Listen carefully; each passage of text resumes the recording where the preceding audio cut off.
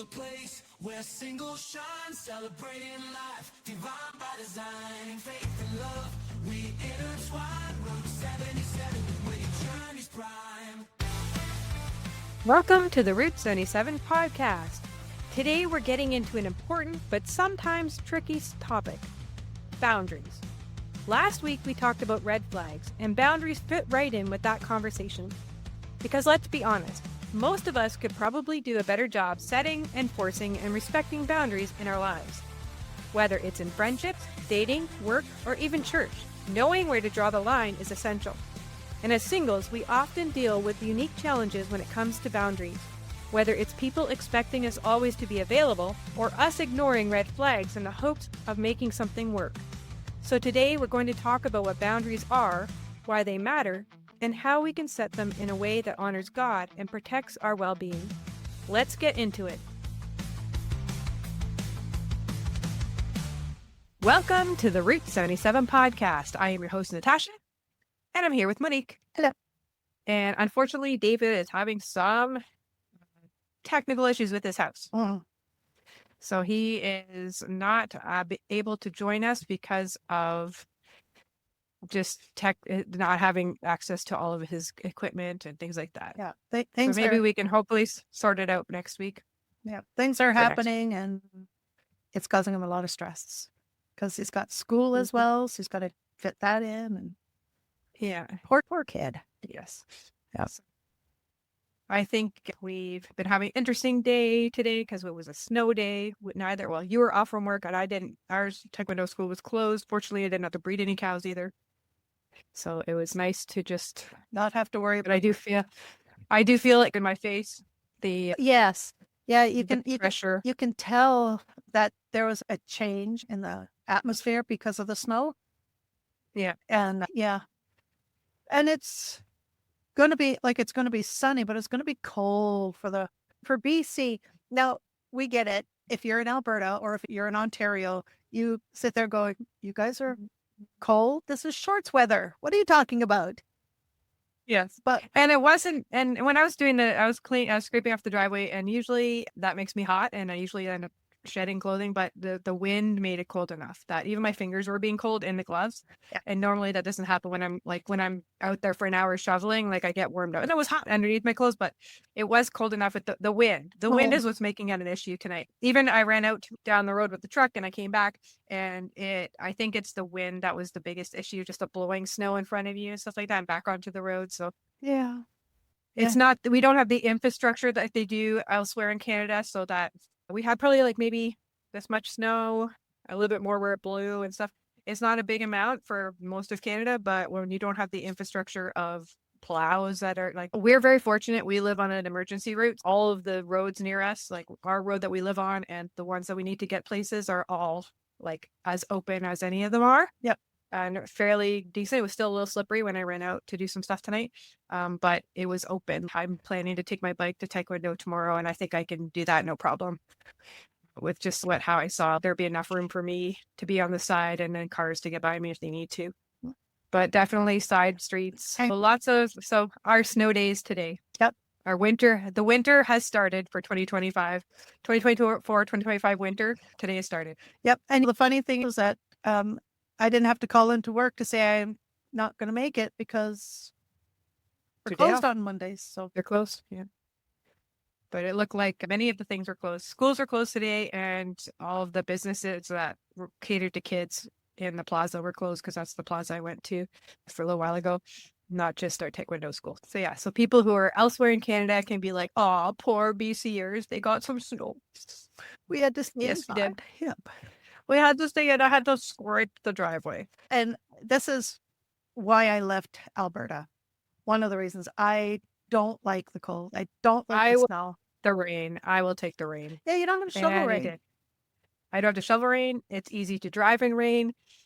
I don't overly depressed in the rainy weather. Like I could care less one way or the other in a sense. Like it's not fun to work in it when I'm breeding cows, but it's not fun to work in snow and freezing cold weather when I'm doing it either. Whenever you take the lid off of the nitrogen tank and there's no mist because it's cold outside as inside practically, not quite right. Yeah, no, I don't miss that. No. And having to wear boots. I know. I wear my sandals all the time, and today I actually had to put boots on because I didn't want to. I was going in the truck, and sometimes I make it work. But if you get in a, I don't want to be walking. If I ran into something, I don't want to walk around in my sandals. You want to? No, because even if it's not Alberta or Ontario cold, it is still cold enough to cause some frostbite on bear. Okay. Yeah. So don't do that. No, not a good idea. So yeah. Yeah. So that's if anybody wanted to know, we were talking about the weather. That is our weather. That is our So weather. you can feel bad. Yeah. You could feel bad that we started our 2 weeks of winter. On February 3rd, 2025, which was a big day for in a lot of ways. And when I think some of what we're going to be talking about today is going to actually fit with what I might interject some of what happened today into that because it's funny, but yeah. So we talked about last week. We're going to do to this week. Last week we talked about red flags, and this week we want to talk about boundaries because it fits in. It definitely is something that you can learn. I think most people can learn how to do boundaries better. Some people are okay with standing up for everything that they want, but sometimes maybe they go too far. But generally, people are like much more likely to let people stomp over their boundaries if we ignore the red flags, or we often will have a reason for why the red flag's happening. Like a lot of what we actually did this in one of our counseling ones was looking at red flags or some of the first red flags we saw with our abusive exes or abusive partners. And then to say what we thought about that, like how we excused it. And it wasn't so bad in a sense of you want to see the best in people. And if a person has a bad day, you don't want to be like, they're abusers or they're like this. You want to be like, you know what, maybe it's a bad day. Or maybe they have a really hard time with this one topic. It's okay to, I think, when there's a single question, you might be like, okay, just might, because we all have bad days. We all have things where we do wrong things, and we don't want people to throw us away because you're an abuser or you're a narcissist because one little thing. And I think you will also, sorry. No. Yeah. I think you can also tell if you've had your boundaries crossed way too many times is because somebody outside of the situation might say something or do something that triggers an emotional response that will leave them, what did I say wrong? And it wasn't that they said anything wrong. It's just that something that they said or did was just a trigger from something that has been in the past. Yeah. Yeah. And I always like picture for me personally, when I think about boundaries and boundaries being crossed, there's a very vivid visual in my mind about the cows knocking over the fence and just like trampling the fence Boundary down, going crashers. into the parts.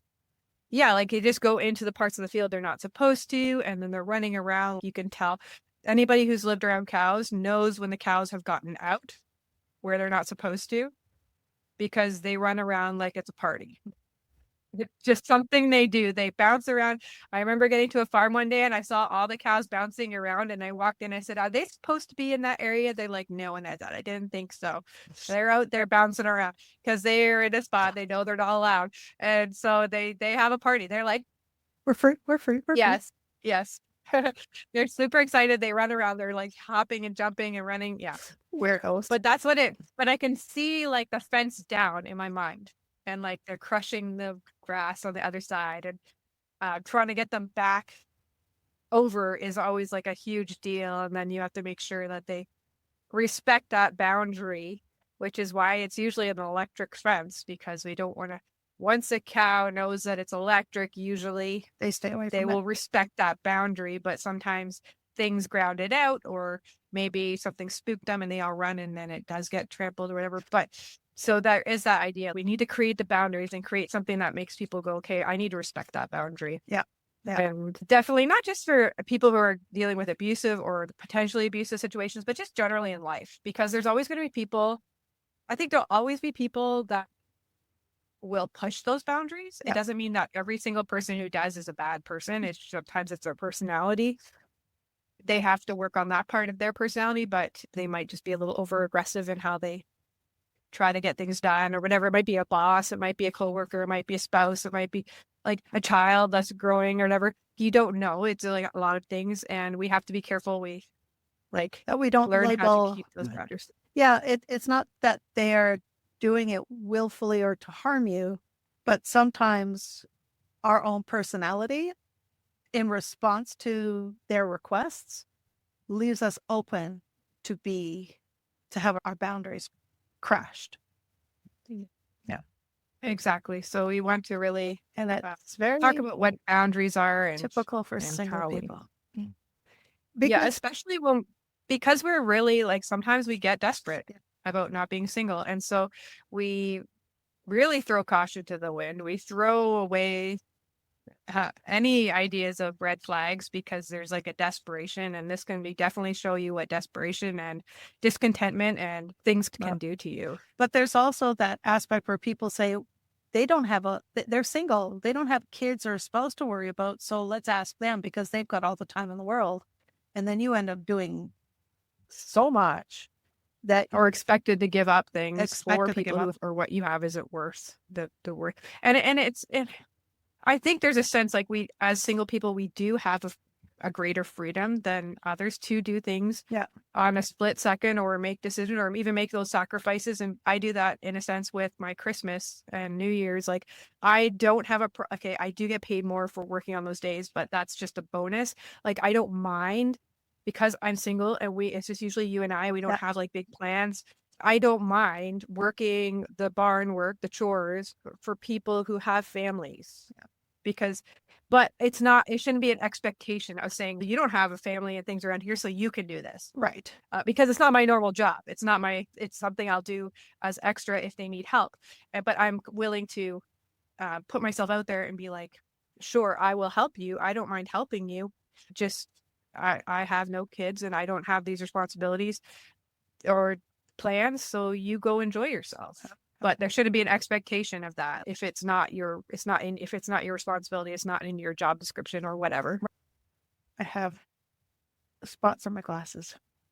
And it's because your eyes keep going to these funky spots, and then you're sitting there going, no, I don't have a wandering eye.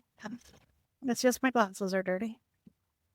There's got to be some stuff that you could put on your glasses so that they don't get all that. Oh, that's really.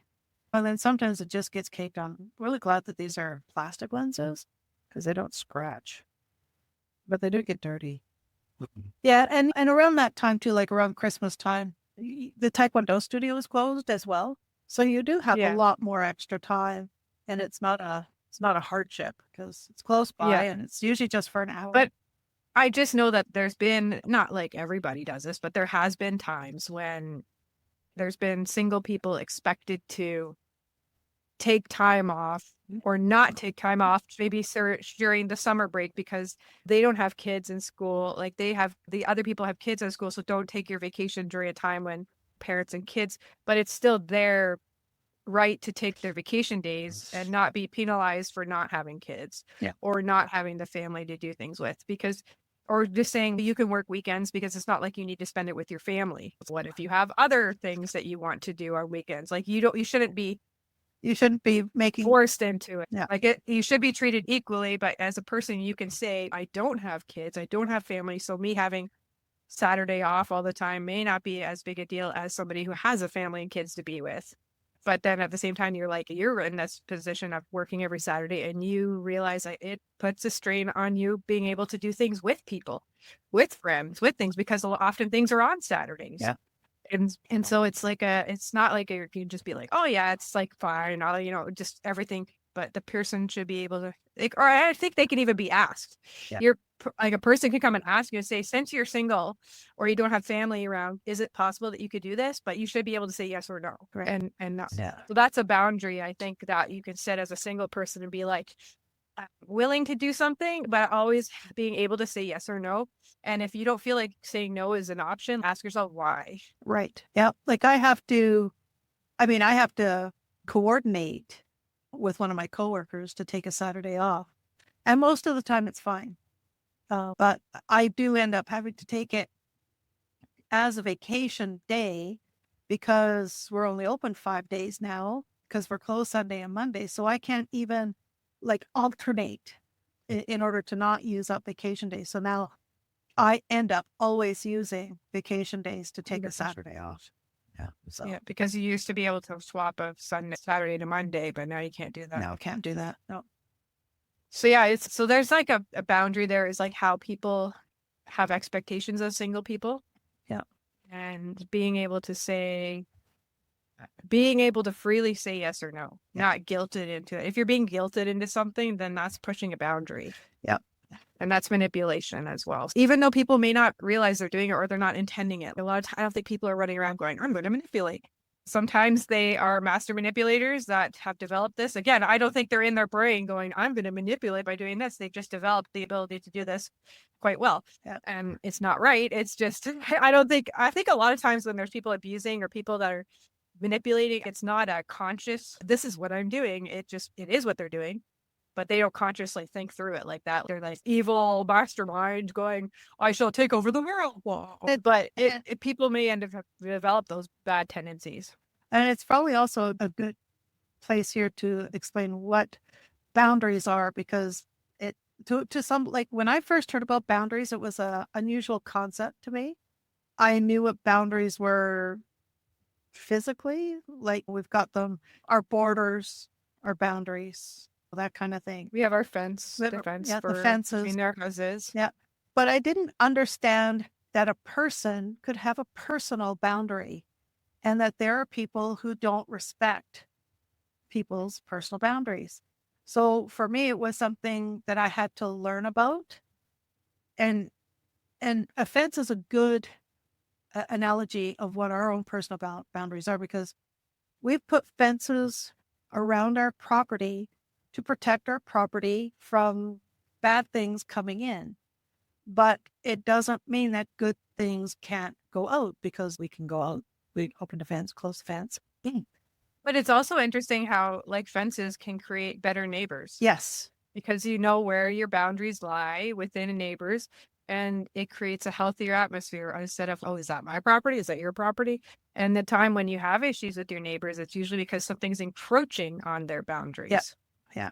Or they're encroaching on yours. Yeah. So that is something to keep in mind when you think about personal boundaries. It's like, where are my personal boundaries? What is a good thing that that I want to protect? And what are the bad things that I need to keep out? But you don't want to make it your boundaries so strict that even the good of you doesn't go out to other people. There is a good book by Dr. Henry Cloud, if I'm not mistaken, and it is called Boundaries, and it actually comes with a workbook. And I would really highly recommend that book for anybody who's. I was going to say, it's interesting because we actually, what you were just saying about not letting things out, and that's essentially another boundary saying is putting up walls. And there's a difference between putting up walls and setting a boundary. Yeah. And because a boundary, like we have fences, but even there's also a thing like we know called boundary markers, just to actually know where this ends and the next thing starts. It like really helps our own selves to see where. I remember hearing about this, I think it was an elementary school. I don't know if this was a true story, but I think it was, but it was just somebody, a pastor had used this metaphor or this story. There was this playground. It had no fence between it and the road because they had constructed some stuff and they hadn't put the fence back up.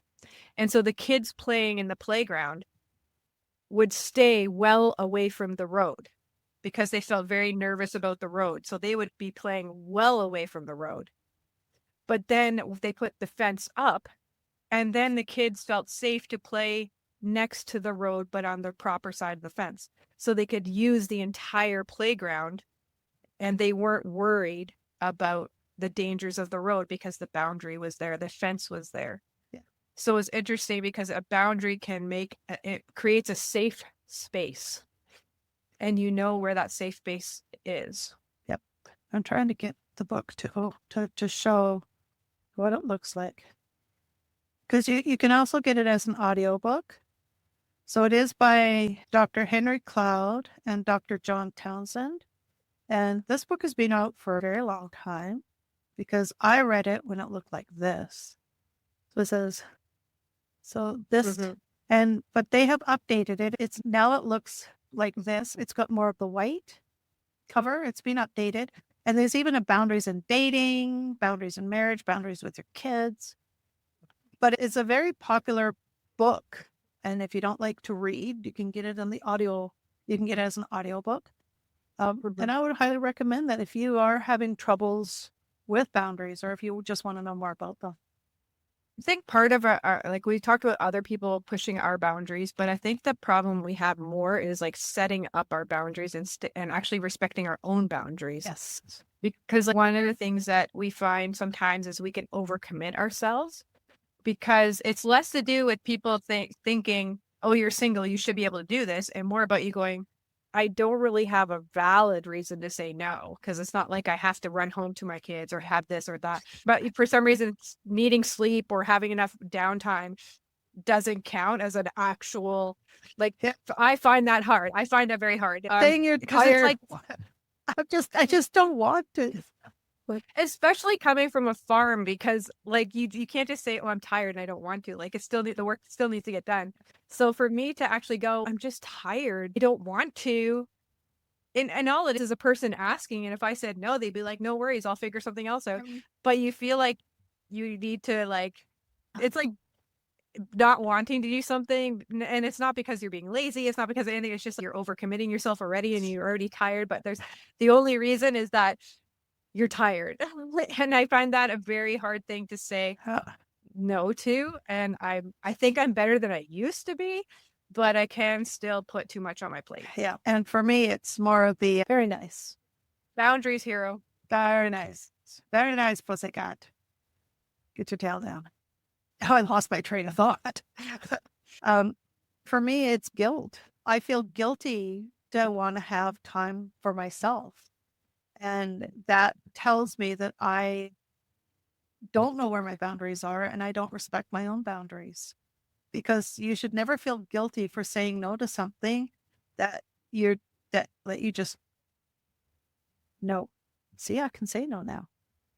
You shouldn't feel guilty for saying no to something that you don't want to do or that you don't feel comfortable doing, or if you're just tired. Thank you, hero. He didn't listen to your boundary. No, a cat is a good example of a boundary crasher. Yeah. Dogs can be too. Dogs could be too. Yeah. They have no boundaries. They want to come into the bathroom with us. Yes. They don't care. Nope. No. And Hero will sit outside the bathroom door and he'll cry till I let him in. Well, the funny thing is that when I'm in the shower, he doesn't want to be in there anyways because he doesn't like the sound of the shower. So the minute I open up the door for the shower, he's run out. And then the minute I'm done with the shower, go really a weirdo. But we can get our ideas of boundaries from God too, because God knows how to set boundaries. But this one, Yeah. and as humans can be, we push those boundaries until And we think it's just toddlers. But my dad has never, I think, tired of using this story in sermons. If he gave me a nickel every time he used this story, I probably maybe have at least $50 worth of nickels. But apparently when I was young, like 3 or something, he told me not to touch the wood stove, because it's hot. And apparently I looked at him and I grinned and I just went both hands on the wood stove. So apparently I learned from actually what it meant to be hot and no for that. But I was a boundary pusher kid. But yeah, but as human nature, it is to be pushing boundaries. And I think some of that's not a bad thing. Like we're pushing boundaries in the sense of like scientific boundaries and all these things is good. Like we think, oh, we've hit as far as we can go, but then somebody pushes them. No, we can go further. No, kind of. So there can be a time when that's a positive thing. If you look at in the recent years with the woke, and I think that when it first started, it didn't start off to be what it became. I think it went so far left that it went off the map, down the ravine, and drowned itself in the ocean. I don't know what happened, but it went because it was one of those kind of things where we need to have some of these things, and then it just became something dogmatic and weird. That's the thing, because we should push some boundaries, and we should, because we saw that with the race thing coming up in the States and in Canada, and like just from the 60s and all those things. And yes, we should push that. Should Yep. we, like people saying you can't intermittent? Yes, you should push that. Yeah. That's a boundary you should push against. Yeah. So there's times when you should, and it's a good thing. And that if those boundaries crash, then that's a good thing. Yeah, because those are against So- God. So there might be boundaries in your own life that you've set up that aren't healthy, Yeah. and that aren't biblical. This is an extreme example, but if you never want to be around people of color, you're like, that's my boundary, never being around people of color.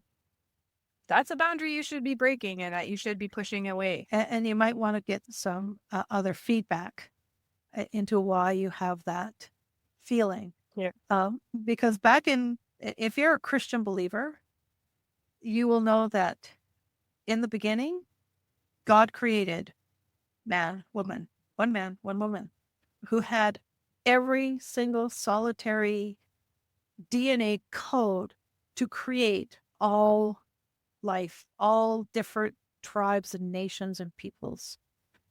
And it is something that we're all tied to. My dad went and had the genealogy done of our side of the family. And I'm Armenian in my background. Do I look Armenian? I don't think so. But it explains why we have a bit of an anemia issue that is tied to sickle cell anemia, because I have some of that in my background. It's hundreds of years down, but it's from my grandmother's side of the family. And they've had other people where they've done their DNA and they've become surprised at which nationalities are in their DNA that they never knew, but they were always racist against them. So really, if you're racist against yourself more than you're racist against the people groups that you seem to. But those are just like some boundaries that we can have that are unhealthy. Yep. And in this day and age, there's still racism. I'm not going to say that there isn't. There definitely is. And there can be stuff going on in the culture even now. But I think the bigger one, especially within the Christian culture, is the fact that it's more to do with the LGBTQ plus community, and how when we set up our boundary or our line that we don't want to cross, what happens though is that we see the people that are on the extreme, and yes, they're usually the most vocal. And instead of setting up a boundary like here, we want to set our boundary like, okay, we're going to tolerate zero of it. And instead of whether or not you agree with how the lifestyle is, They're still people created have in the image of right to God. choose. Yeah, they're still, but they have the right to choose how they live their own lives. Mhm. Now, again, this is to do with adult people, and there can be conversations around children and things like that. But again, it has to be conversations. It can't just be like you telling them how they're supposed to live. Or them telling us how we're supposed to live. No. And instead, maybe understanding that you might have a boundary in how you're going to your life, or even with things that you believe are biblical and not. But you can't push their boundaries down. You can't trample all over their boundaries when they have set up things. And that's where things come to a head. If you start trampling over their boundaries, that's not the way to go. You create a relationship with someone that leads to dialogue, which can lead to a softening of the boundaries. And it can Instead of lead to just even further than trampling. that. To something a lot more sanctifying. But Like I had to come to a decision on how I wanted to deal with pronouns and people that wanted to go by pronouns that I don't believe that they are. So either like transgender or non-binary. But I've had to come to that with a person that I know that is going by they, them. And I had to come to myself and say, I don't agree with it. I think there's a lot of false ideology within it. And yet that they have the choice to follow that within their person, their identity. They're allowed to do that. So I don't think that by me refusing to use the they, them and insisting they go by the pronoun that they were born with or born regarding, then it's not going to create the type of relationship that would create a dialogue. it would just create like a negative interaction that would lead nowhere. And the idea is I'm not trying to encourage their way of life, but if I simply just say, no, that's not how I'm going to address you, they're like, okay, fine, I never want to see you again. And they go elsewhere to do how we interact. So they're no longer see them, then what kind of, and that's their only interaction or their one real life interaction with a Christian person. That's all they see. Now, what kind of witness does that make you? And how does that open up for any future conversations that could ultimately... That God could use to transform them. And the thing is, that's the word I was looking for. But the thing is, if they come down the road a year later or whatever and find out for whatever reason that I don't agree with it, they can't go back and say anything about how I've treated them. No. And they might be willing to have more of a conversation and then talk about their perspective of why they want to live that way. Yeah. And it's usually not I just decide to wake up and do this. There's usually something, there's a reason, and there's a belief system they have. And so trampling on other people's boundaries is not an option. No. And we know that there are many churches who do that, who literally preach judgment and condemnation. But the thing that you have to think about, consider when you're talking, they are not Christian. So they don't follow, and nor do they need to follow, the Christian belief system, because they're not Christian. They don't believe like we do. They don't have that faith that says this is how you should live your life. So for them, us telling them, you're supposed to do this, to them it's just, for what reason? Like, why do I have to do that? And changing that will not save them. No. It's an external, Jesus was saying basically you need to clean the inside of the cup, not just the outside. And that's the thing. You can't just clean up the outside and be like, you're all good now. And then you move on. You're like, wait a second, they're not saved people. And this is my kind of example too, is you live in a house. The people on one side of you they've been married for 20 years. They have kids and they have a grandchild and they're happily married and everything, but they're not Christians. And then you go to the other side and there's a lesbian couple who are married or not married, just living together. They have some children through fertility treatments and whatnot, which they're both, and they're not Christians. They're both equally not saved. And so do you go over to one for dinner and not the other? If so, then why? Yeah. Equally not saved. Or do you let your children play with the one side and not the other? Why? Yeah. But just our veterinarian, she's gay. And I've known she's gay for pretty much since I've been seeing her as the veterinarian for pets. And I see her, give her a hug. I will not treat her any differently for just because she's gay. That's stupid. Why would you treat them? It means nothing. Her lifestyle is her lifestyle. And if she sees that I am being different toward her in a good way, that I am treating her like a person, treating her like she's worth something, treating her like there's that, not this, oh, no, I can't touch you, you're evil kind of thing. And no, she's more apt to listen to something I might have to say, or to ask me, why are you so different from other people in that respect? And then exactly. And that opens up a dialogue that could lead to an eternal salvation. And the thing is, they're creating their boundaries, and we're asking people not to trample our boundaries, or that we shore up our own boundaries. Yeah. And we should be respecting other people's. Yeah.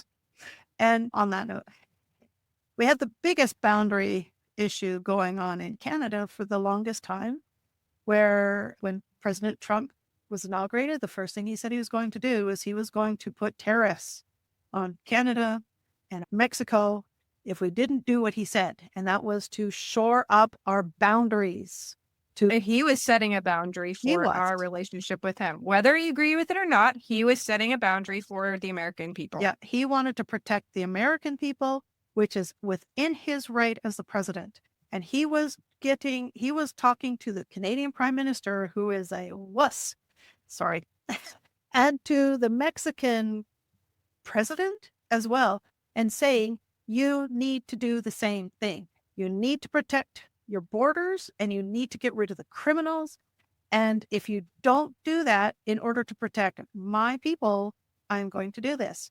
So today, like a dad smacking the son for not doing what he wanted, he put on the tariffs. And then there was an emergency phone call and he said, this is what you must do. So now, how long has he been saying this?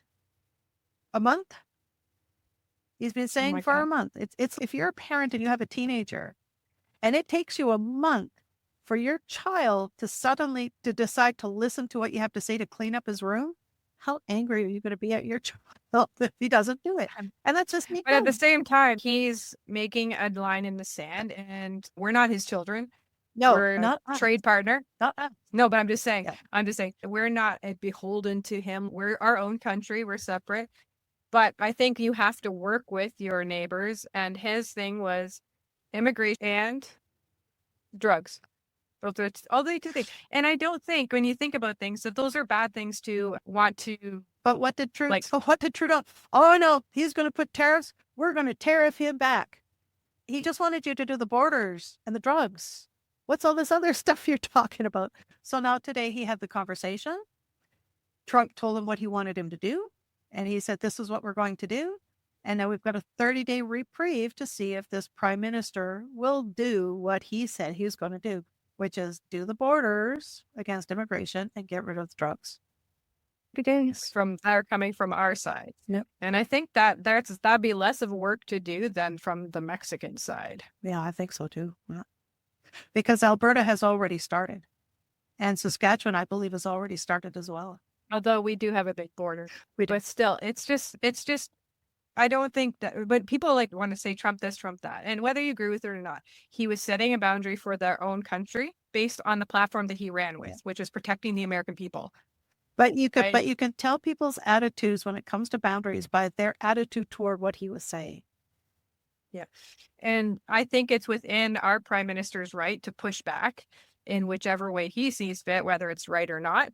It's his job to push the back if he thinks that they're like that the American one is pushing into our boundary or whatever. But there's nothing wrong with coming together and trying to figure out a healthy boundary between the two countries. Yeah. And I think it doesn't mean that it's happening. It doesn't mean that those people that are involved are going to be good boundary makers, but it is part of the government's job to create these boundaries with other countries. Like when we deal with other countries and we make the trade agreements and we make these alliances and things like that, there's always we'll do this up to there. Yeah. And then they'll do this up to there. And it should always be like a say, like you shouldn't be pushing up. And it happens. It's political. There's people pushing into boundaries and smashing them all over the place. It is the job of the head of your country to create the boundaries for your country and within your country. But as Canadians, we can also see what happens when you do not protect your boundaries, because he opened up all the borders and boundaries for anybody and anything to come through without any repercussions. And then we ended up in a big problem.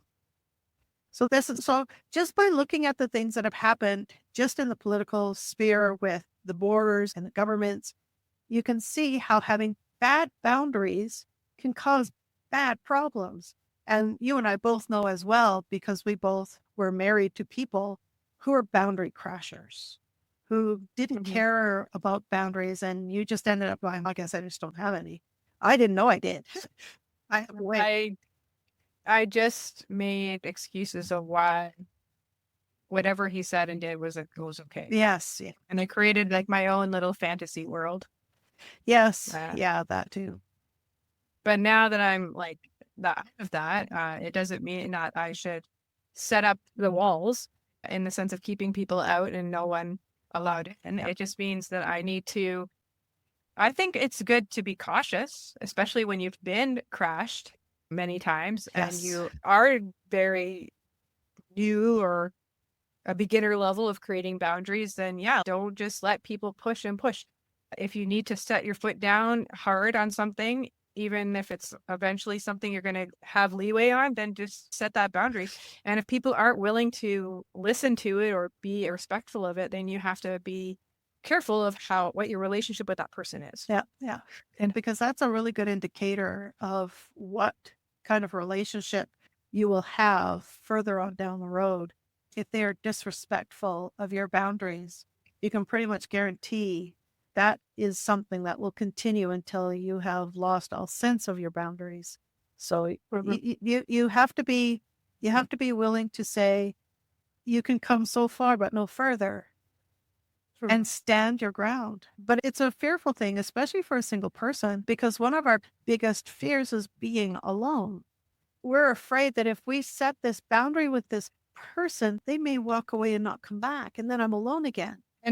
And we're also afraid because if you've been in an abusive relationship and you've had those boundaries crossed, you are afraid of the consequences of standing up for your boundaries, like you're just saying. We are afraid that if we set them and stick to them, that people we care about will leave, even though if they're people that are respecting of boundaries and the people that are healthy, they may not leave or they may respect your boundaries. We're very tentative of really pushing that line. And so we might cut ourselves off from people because it's easier to set boundaries from afar and not have anybody near them than it is to actually reinforce them. So if you are a boundary pusher, really think about what you're doing, or if you're trying to push someone into whatever it is that you want them to do, think about them and maybe how they're feeling in the sense of, are they feeling the pressure of, are they going to lose you if they say no, or if they push their boundary?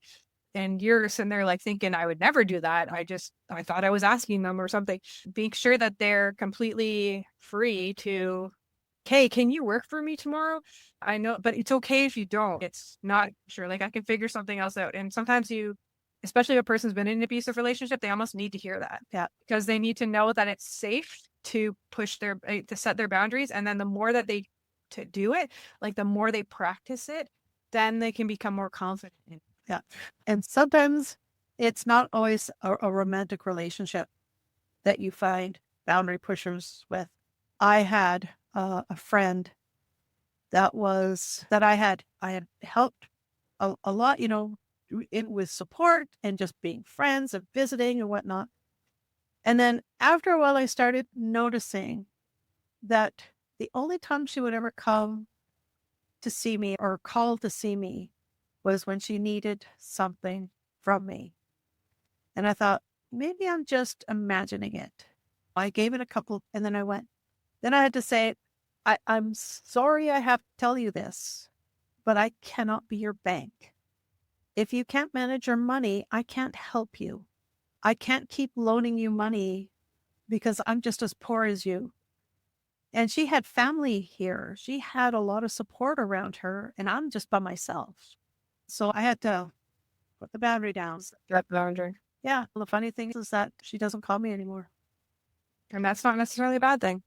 No. Unfortunately, you might feel a loss of a friendship if you thought there was more than there was, or that your friendship was feeling a little different about it. But I think too, it was, sorry. Yeah, it was. But I also noticed that there were times where I'd be visiting and I'm going, you don't actually seem to want me to hang around right now. You want your other friends who are a little bit more edgy.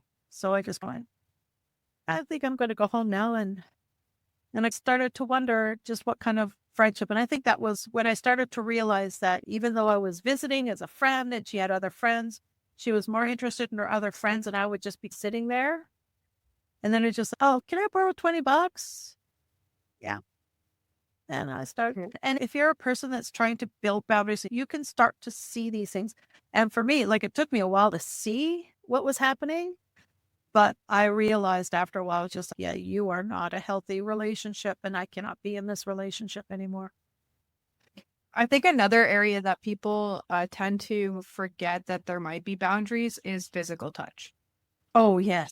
And I don't mean the inappropriate physical touch. There's definitely boundaries there. Yeah. But there's a person who just doesn't like to be touched. Yeah. And then you insist that they should be hugging you. Like even kids at Taekwondo, if they don't want a high five, even I don't force it on them. I'll be like, air high five. And then they're happy. And then but I know it's like one of my nephews does not like to be hugged and touched. And when I was visiting last time, like he disappeared when I was getting ready to leave. And then I found him and I said, I don't have to hug you. So we can just high five and then that's fine. And so he just high fived me and then that was it. Because I don't want him to feel like oh no, here comes the hugging part of the visit. And they don't really like to be touched. But people would be like, especially if it's like a child and then older relative or something, they're like, oh, come and hug me. Or even at Taekwondo, like there's the odd child that hugs me. That's fine. But there's other ones like maybe they had something big happen and I'm excited for them and say, hey, can I give you a hug? And then, but I ask them first. I usually side hug a lot of people any kids that are Yes. wanting a hug. Especially if they're, especially if they're boy child. Because we're girls, girls, and we need to make sure that those boundaries are properly kept. There's a couple of kids that are like my nephews that I'll give them a good hug. Like generally, if anybody wants a hug, I give them like a side hug. I think that's more comfortable for people in general. And I think it's a good compromise of hugging. And that way you don't feel like it goes anywhere weird. Yeah, because sometimes there was a video I watched and it was an MP that was giving a talk. She was out on the street and there were reporters. And this guy, she's a woman, she was talking to the reporters. We don't know what was going on with him, but he all of a sudden decided to inject himself into her interview and was hands-on, like he put his hands on her, not inappropriate, but tummy kind of thing. And there is totally inappropriate. She didn't do anything about it. She just let it go because the guy's a fool and whatever. Sometimes you just like whatever, but you can tell the person's not. You could totally tell she was not comfortable, and it was on live TV. So there was a lot of comments about people saying this is inappropriate behavior. Number one, she was doing an interview. You don't do that. That is rude. You do not interrupt a person when they're in that kind of a situation. And two, she's from the opposition and he was from the other side. You don't do that to your government officials. You don't do that either. Well, even I know like we teach self-defense in Taekwondo and we teach levels of self-defense. And so there's the one that's designed to just get out of the situation and not hurt the person. And that we always tell them is things like we have a headlock or bear hug and stuff. And you might have that friend that just doesn't take no for an answer. You used to ask them to stop. You don't like when they headlock you or whatever. So you see some of the kids be like, oh yeah, I know that type of person, because they're thinking just evil person trying to hurt me. And you're like, wait a second, this can also be used in a situation that this is where it doesn't hurt them. You get out of the situation and then just be like, okay, stop. Exactly. And they haven't listened. So but you can see kids thinking, man, that does happen. Or I know a person like that, or like that they actually come across that, because there are people who are a little more physical touch inclined, and that might be essentially the way that that's their love language. So their love language might just be joking around with somebody because they're your friend and you're not trying to love them like it's romantic love, but you're just like, hey, and you punch them and give them a nuggie or whatever. And the other person is a person that doesn't like touch. Yeah. And they find it very off-putting, and their boundary is hard to set because maybe they said no, but we have a tendency we have the Me Too movement and stuff, which I think is great, like where you want to be like, don't touch people inappropriately, but we forget that there's boundary pushing. If people didn't say anything, okay, like you're like, whatever, this person likes to hug and you just get over with it. But if the people are actually saying, can we just high five or handshake or side hug or something that's less physical, and then you just are like, yeah, you're being so silly, or you're just being too sensitive, or that's pushing their boundaries. And I think physical boundaries, like, and we as a society, we talk about the inappropriate sexual touching, but there's a lot of inappropriate other things. There are some people who are just highly sensitive to touch. Some spectrums of autism have that. If you touch them, you set them off. Yeah. ADHD, same thing. For me, like, I am a physical touch person. So if I'm like encouraging somebody or something, I will touch them on their shoulder or something. Like, oftentimes I will maneuver their body into his position by only touching appropriate parts, but things like that, but usually, but I will be aware that there's some kids that don't like that. And so if it comes to that, then I will usually go for the high five, because normally most people are even okay with the high five, because at least then I feel like I did my physical touch part, but they aren't like, it's beyond, like, their boundaries haven't been pushed. But there have been the odd one that actually doesn't even like that either. So I just do like air fist bump or air high five, and they're happy that way. Yeah. Like, they feel included, but not like they're forced to do it. But it's just interesting because it is my natural way to be like, oh, it's okay, you can do it, and just touch their shoulder or push on their back to move in a direction or something like that. Not inappropriate.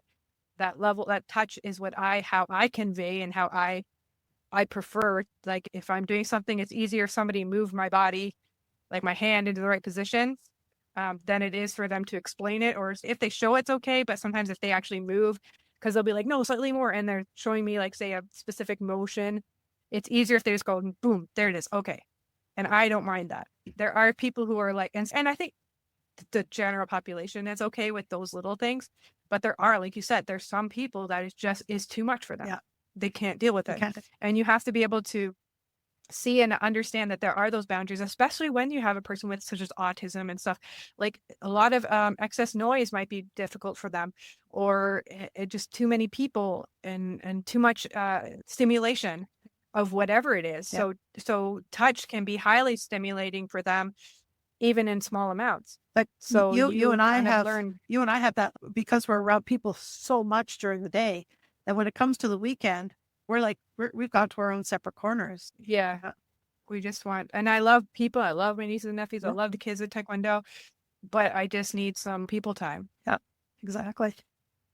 So when we're making our boundaries, I think we have to understand if they're healthy or not, or if there's something that's worth pushing back against. Is it worth me pushing back against a person who wants a hug as an adult person and they're a huggy person? I don't mind giving hugs, but I give them at certain times. I don't just meet somebody and hug them.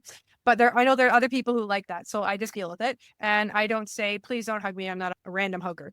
But I choose to say that's not something I'm not going to like. Yeah. Because it's a compromising, more or less. But I'm not throwing it away. No. And I have, like, when I go to church, there are certain people that I have hugged throughout my whole entire church community life. But I noticed that COVID changed a lot of that because we weren't allowed to touch people. We had to stay away from people. We had to give that great big bubble. But yeah. And I think that changed a little bit of my sense of with hugs because it seems to be like awareness of where people are now. Yeah, I'm a lot more comfortable and a lot more weary of who is and who isn't comfortable with giving a hug. And those type of things, I think it's okay at some points to compromise. Not really compromising your boundaries isn't giving them up, but you fluctuate them a little bit. You let it bend a little bit because of the situation, and you're dealing with a person who may. But usually when you're a grown person, you can make those decisions on which is an appropriate time and which is not. But if you're just like constantly just giving way, but you need to set your boundaries as biblical boundaries as well. And I think we've talked about how you can disagree with a person, how they live, because but you shouldn't like smash all over their boundaries. And so I think it's like about setting your boundaries in love. There's going to be boundaries on how you want to live and how you're willing to live. But then there's going to be other boundaries. You got to make sure that, I think if people start to make comments about something that you're maybe setting as a boundary, then maybe ask yourself, is it like a healthy boundary? Is it biblical? Is it something that should be there? Then you can look at yourself and try to like actually, I don't know, be introspective and see if it's something. And if it's something, you come back and say, no, this is a healthy boundary. And this person's saying that this is not good. It's not right. No. But I think there's nothing wrong with questioning your boundaries, because if anything is good, it can stand up to criticism, scrutiny, scrutiny, all those things. But if you shy away from it, it might be a trauma response of something that you need to deal with. Yeah. Well, and you also have to take into consideration your level of loneliness and people pleasing, because that can also skew how you view your boundaries and whether they are really way out there or really close in here. I don't need boundaries. That's very those. Yeah. They're very limited boundaries, just like nothing will get by. Yep. So it's a tricky. It's not like an easy thing to be like, boom, like putting up a fence in your backyard. You know exactly where the boundary is. You put up the fence and you deal with what may come from that. But it's just like the boundaries that we have may be different distances from ourselves and may have different bendability. Yeah. Because I think that dealing with people, you have to be somewhat bendable as a person. But again, is it people pleasing in the negative way? It's nothing wrong, I think, with trying to help to please people in a sense, to do something that's pleasing. To good things for people. That's always a But it should be, but when we say things like being a people pleaser, it has more to do with motivation. Yeah. Like you're worried about them not liking you, you're worried about the consequence. Like it's Yeah. less to do with being loving and trying to maybe be sacrificial of yourself, show love. and it's got a lot And more. It's instead, fear-based. it's the right, Yeah. it's the right thing for the wrong reason. Yeah. Are you doing the right thing, which is setting your boundary, but for the wrong reason of fear or whatever? Or are you bending your boundary for the wrong reason of fear or guilt or shame or something? So if you're keeping your boundary and you look at it, this is a good boundary, and I know it is a good thing for me to keep it for the right reason. It's not for it's not for the wrong reasons. It always comes back to Adventures in Odyssey, like everything does. Yeah. Yeah. Yes. Yes. And it is actually a really good saying. It was a really good episode, and it really, it does help me break things down sometimes when I think to myself, I'm like, this is very complex. And then I go, wait a second, right thing for the right reason, right thing for the wrong reason, wrong thing for the right reason, wrong thing for the wrong reason. Where does it fit right now? Yeah. And it's a quick reference guide for you Yeah. to be, most of the time I will tell you or rarely is it ever right thing for the right reason when I'm questioning things. Yeah. Because usually the reason I'm questioning things is because it's probably the wrong thing or for the wrong reason, and your conscience is getting you, or the spirit's convicting you. Yeah, like buying that box of donuts for work because you want a donut, but you don't want to appear you're buying yourself a donut that you don't really need. But if you buy it for everybody, then you can have one. Well, it's actually, think about it. There's the paying it forward one where somebody's bought your meal at the drive-through and then you feel like compelled. And I think at one point they had 23 cars that had bought for the person behind them. But at what point did it go from trying to be nice to somebody and being like, yeah, I just want them to feel the same thing I'm feeling, to, well, there's been 22 other ones that, because the person just told me, am I going to be the one to break that? I'll feel guilty. I'll look like the horrible person. Yeah. So at what point are you like trying to pay it forward and get a good right thing for the right reason too? You're just like doing the right thing. I just doing a thing for the wrong reason. I just bought a coffee. They had 6 people in the car and bought food for I know. $50. It was a $50 cup of coffee. That's not no, and they're like, but then you feel guilty because you're like, well, then I look like the bad person. But yeah, there's been times when I bought stuff for people in their thing and I'd have no expectation that they put it to the next person. I just thought, you know what, this person looks like they need something. And there's been people who bought me stuff like at the right, the person in front of you. And I have to be like, okay, that was like really nice of them. They just wanted to do something nice. And that was very nice of them. Yeah. I feel like, ooh, I need to give it to the next person. But yeah. See, and that's funny because I never thought of doing that. Oh, so since they paid for mine, I'll pay for theirs. I never thought that. I just thought, oh, okay, so one day I'll do that. And that's what I've done. Like I've had somebody buy my coffee. Oh, that's really nice. It's very kind of them. It's a $1.50 cup of coffee. It's not like it broke the bank. But there have been times where I have bought for the car behind me. I says, it's Christmas and I'm going to gift the car behind me by buying their stuff. And the people are like, oh, that's awful nice. Because then it's just a random act of kindness. Just a random act of kindness and nothing that I felt I had to be forced into. And that's the difference.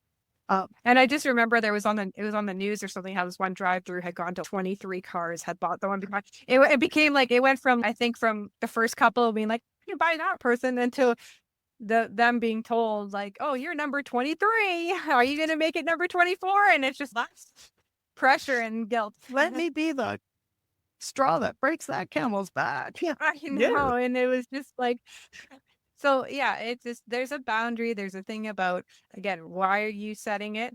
And what is the motivation between? And what's the motivation? So is it like, what is it and why? And it's not FOMO. No, not fear. Shouldn't be. Fear of missing out. Should not, hopefully.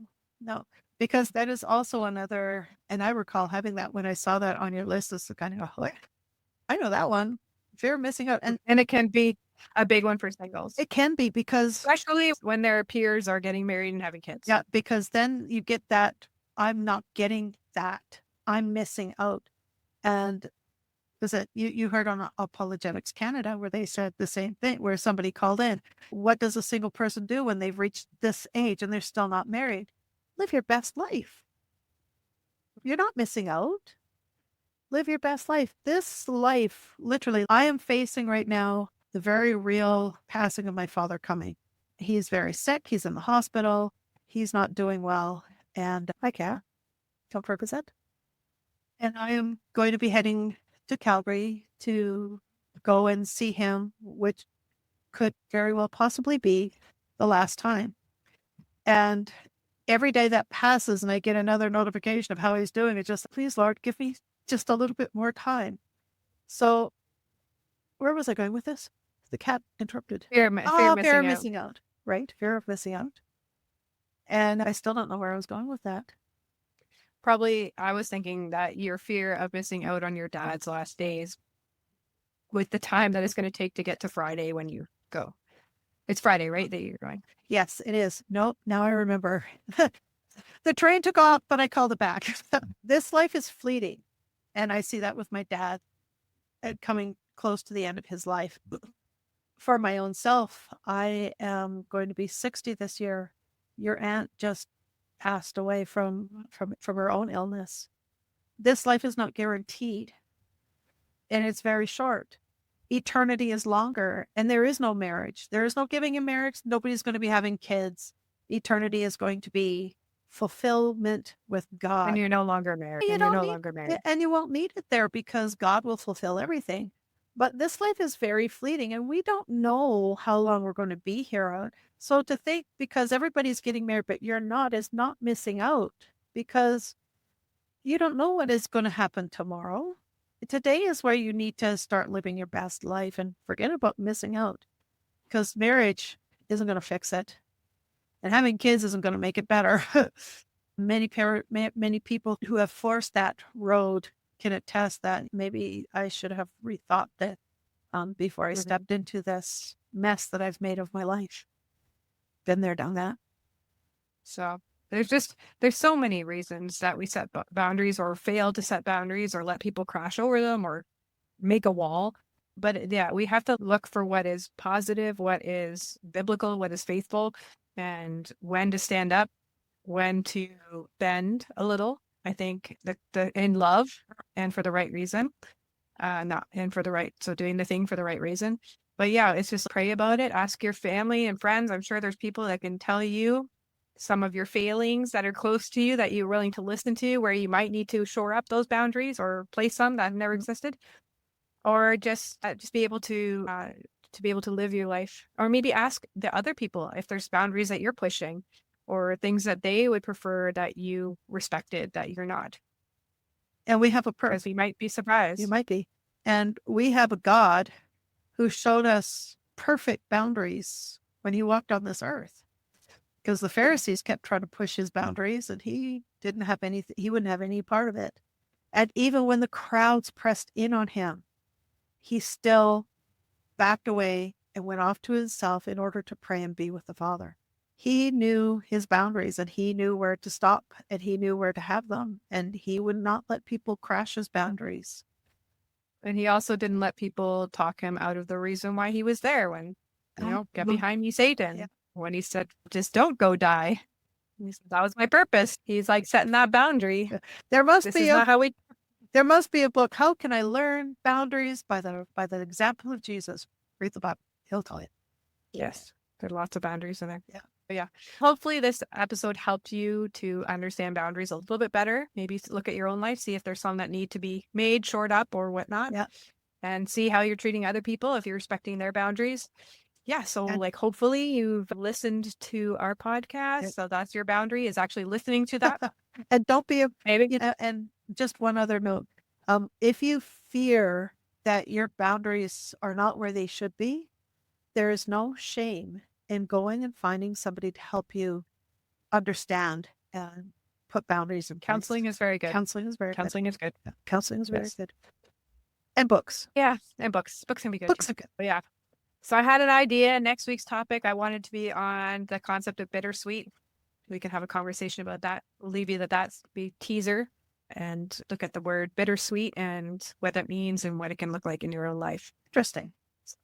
So hopefully that you will meet us all here next time. Yes. And I just want to read one thing that you wrote here from Proverbs, because I thought it was really good. And let's see if I can find it. Proverbs 4:23, guard your heart, for it is the wellspring of life. And on that note, we'll see you all here next time. Bye for now. Thank you for listening to this episode of the Route 77 podcast. Boundaries aren't about shutting people out. They're about making sure we can live in healthy, God-honoring relationships. And when we don't have them, we either get taken advantage of or burn ourselves out trying to please everyone. If today's episode has made you think about where you need stronger boundaries, take some time to pray about it, reflect on it, and maybe even ask someone you trust for feedback. Are you setting good boundaries? Are you respecting others' boundaries? These are important questions to ask. And if you're struggling to figure it out, that's okay. Learning to set and maintain boundaries is a process. There is no shame in seeking wisdom from books, mentors, or even counseling. That's it for today. Thanks for joining us, and remember to live your single life to its fullest.